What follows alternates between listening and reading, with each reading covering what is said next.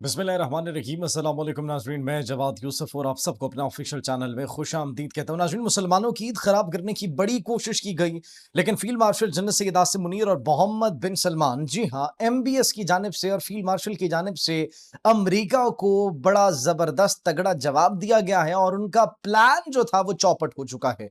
Donald Trump जो एक तीर से दो शिकार करने वाले थे, उनको शटअप की कॉल दी गई है और भारत परेशान है कि पाकिस्तान ने ये कैसा जवाब दे दिया है। अरब ममालिक ने ये कैसा जवाब दे दिया है। एमबीएस ने, मोहम्मद बिन सलमान ने पाकिस्तान के साथ मिलकर एक ही स्टांस पर इतना तगड़ा जवाब दिया। तो फलस्तीन के हवाले से वो जो अब्राहीमी मुआहिदों में शमूलियत के लिए दबाव डालने की एक कोशिश की जा रही थी, जो एक प्लान तैयार किया गया था डोनाल्ड ट्रंप की जानिब से, वो प्लान डोनाल्ड ट्रंप को उल्टा पड़ चुका है। सिर्फ यही नहीं, F-35 को निशाना बनाया गया ईरान की जानिब से, MQ-9 ड्रोन को निशाना बनाया गया ईरान की जानिब से।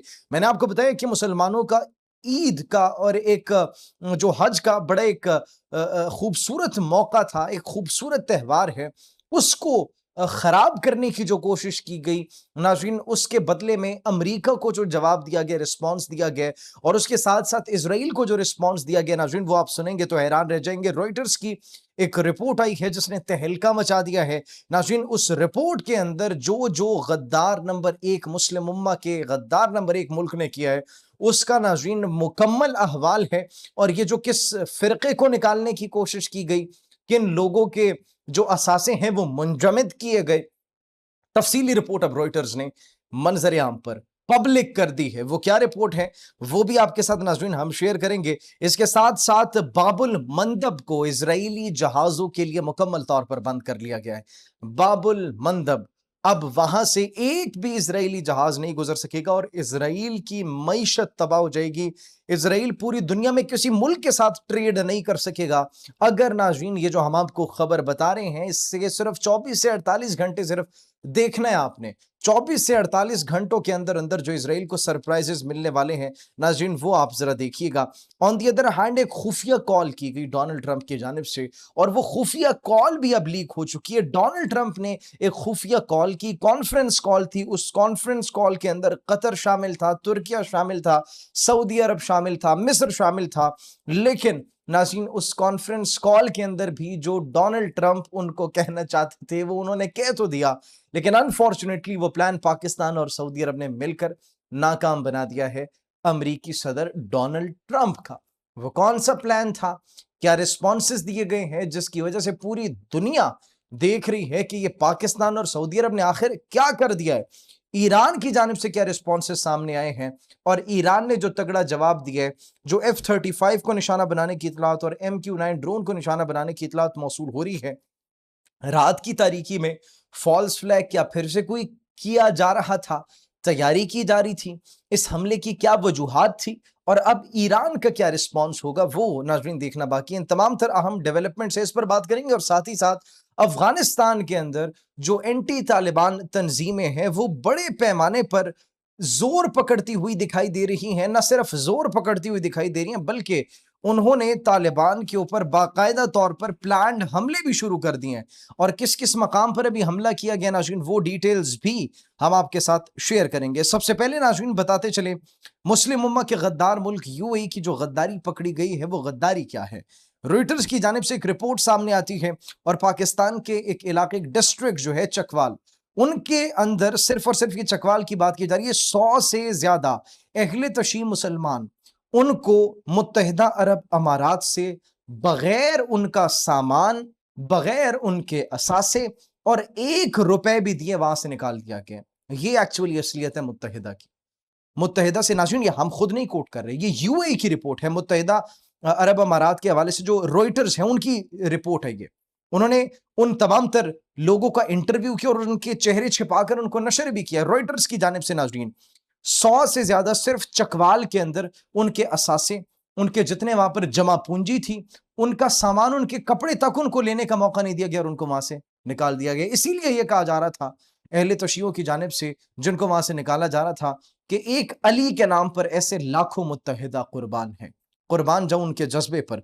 तो अब नाज़रीन ये ऑफिशियल हो चुका है, ये सिर्फ एक ईरान की जानिब से जो उनको पीटा गया, जो उनको मारा गया, इज़राइल के मफादात का तहफ़्फ़ुज़ करने की बिना पर और मुस्लिम उम्मत से गद्दारी करने की बिना पर, उसका ख़मियाज़ा अब ये मासूमों को भुगतना पड़ रहा है, लेकिन ये कोई मर्दाना ख़सलत नहीं है। ख़ैर नाज़रीन, इसके साथ-साथ आपको हम बताते चलें कि जो एक प्लान तैयार किया गया था डोनाल्ड ट्रंप की जानिब से एक तीर से दो शिकार करने का, उसका जवाब दे दिया गया। पाकिस्तान और सऊदी अरब ने ट्रंप के प्लान को फेल कर दिया और एक्सपोज़ कर दिया है।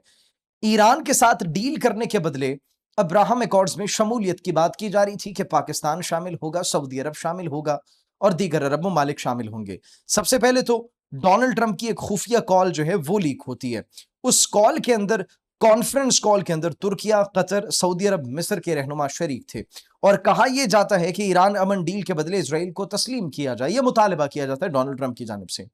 पाकिस्तान ने वाज़ेह तौर पर शट अप कॉल दे दी कि दुनिया के अंदर हमारा ऐसा वाहिद मुल्क है जिसका पासपोर्ट वहां के लिए एलिजिबल नहीं है। हम तो उसको नाजायज रियासत मानते हैं, हम तो उसको मुल्क मानते ही नहीं है।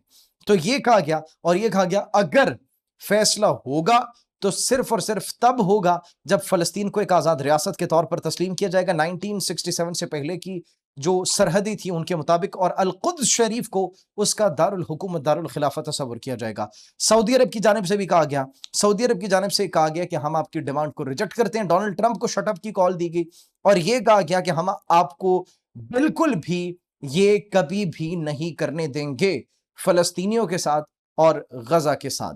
हम कभी भी इजराइल के साथ ताल्लुकात नहीं ठीक करेंगे, नॉर्मलाइज नहीं करेंगे अनलेस और until, that is what Saudi Arab is saying, unless और अनटिल एक आजाद फलस्तीनी रियासत को डिक्लेयर नहीं कर दिया जाता और अल कुद्स शरीफ उसको दारुल खिलाफत डिक्लेयर नहीं कर दिया जाता। फलस्तीन हमारी रेड लाइन है, ये कह दिया गया।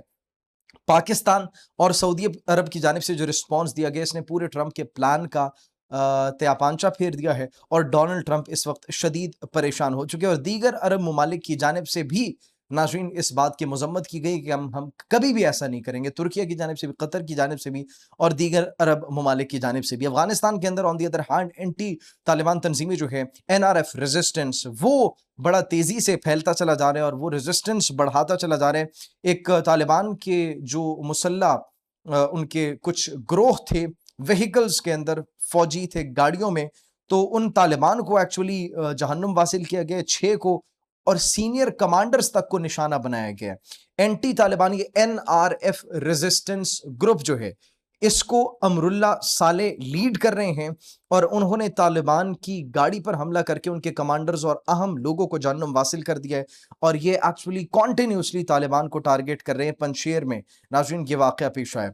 उसके साथ साथ नाज़रीन अगर हमने आपको मज़ीद डेवलपमेंट्स की जो बात की कि इसराइल के लिए एक बहुत तगड़ा सरप्राइज़ तैयार किया गया और इसराइल की मईशत को दबोचने की तैयारी पूरी कर ली गई है। सोमालिया ने बाबुल मंदब में इजरायली जहाज़ों पर पाबंदी लगा दी है और इजरायली जहाज़ अगर वहां से गुजरने की कोशिश करेंगे तो सोमाली पायरेट्स जो है और सोमाली फोर्सेस जो हैं वो उनके ऊपर कब्जा कर लेंगी, कैप्चर कर लेंगी। तो इसराइल के लिए एक बहुत बुरी खबर यह भी है कि अब सोमालिया की अवाम भी, सोमालिया के फौजी भी, वहां के पायरेट्स भी मैदान में उतरते हुए दिखाई दे रहे हैं और अब बाबुल मंदब से अगर उनको गुजरने नहीं दिया जाएगा, इसका मतलब उनकी जो ट्रेड है, उनकी रीढ़ की हड्डी के ऊपर हमला किया गया है सोमालिया की जानिब से। नाज़रीन जो रात की तारीकी में एक मरतबा फिर से ईरान के ईरान की जो कुव्वत है उसको टेस्ट करने की कोशिश की गई।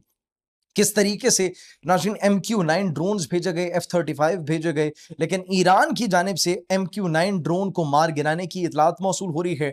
F-35 के ऊपर भी जो है वो उन्होंने निशाना बांधा और उसको भी निशाना बनाने की इतलात मौसूल हो रही है। F-35 पर भी फायरिंग की इतलात मौसूल हो रही है पासदारान इनक़िलाब की जानिब से। इसके साथ साथ ईरान का स्टांस इस वक्त, ईरान ये कह रहा है कि अमेरिका ने जो हरमज़गान के इलाके में जंगबंदी की खिलाफ वर्जी की है उसका जवाब हम देंगे और हम अपने दिफा में कोई हिचकिचाहट नहीं दिखाएंगे।